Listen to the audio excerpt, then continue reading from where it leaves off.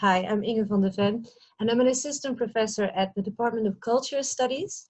And I've been asked to tell you a little something about what I'm working on at the moment, research-wise. More specifically, I'll briefly introduce my research project that I will carry out as of September. And for this, I received a Marie Curie fellowship, a global fellowship. And the title of this research project is Too Long Didn't Read, or TLDR, Close and Hyper-Reading of Literary Text and the Modulation of Attention.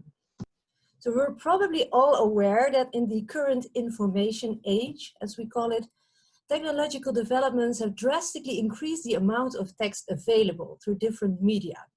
And we are starting to see that this is leading to a change in reading habits, roughly speaking from what we call close to hyper-reading. Close reading is often reserved for a sustained and focused, often linear attention to a single text. And hyperreading refers to a non-linear, often computer-assisted mode of reading, like skimming or scanning. And because of this shift, there are some scholars who fear that young people are losing the ability to concentrate.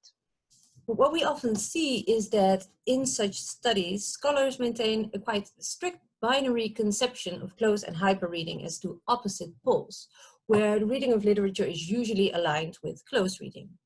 And I doubt whether this is completely truthful. So in fact, I think reading any type of text that is longer than a haiku does not occur in a continuous mode of unbroken attention, because our working memory is limited, as are our attentional resources.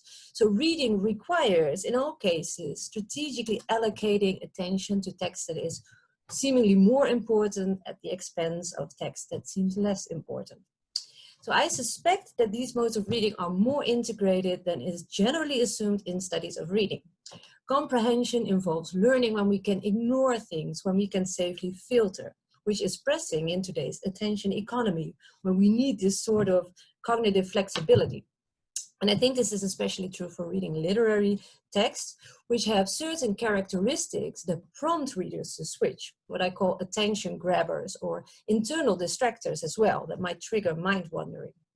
So in the next 2 years, I will be working at the University of California, Santa Barbara's English department, and the Reading Research Center at the University of Stavanger in Norway.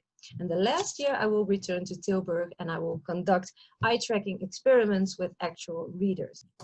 During the last couple of months, of course, I had to do all my teaching online, like most of you, and I've really missed the face-to-face interaction with my students and with my colleagues at the department. But it was also kind of inspired, and I allowed myself to start thinking about my research topics in much broader terms. So I started to write about all kinds of media objects in terms of how they invite certain modes of attention and how they make us reflect on the changes in how we attend to each other and how we engage with media all the time. And this topic to me is inextricably related to notions of connectivity and disconnectivity, but also to loneliness and new mediated forms of intimacy, and what Marion Woolf quite beautifully calls cognitive patience. So I started to see this theme everywhere. In case studies I explored with my students, but also in TV series and games that I thought I was engaging with just for fun. So I basically allowed myself this dispersed attention, jumping between a whole range of different writing topics on attention and just working on whatever I felt like for a while. And this is hopefully the beginning of a new book project on the attention economy that I will be working on alongside the Marie Curie project.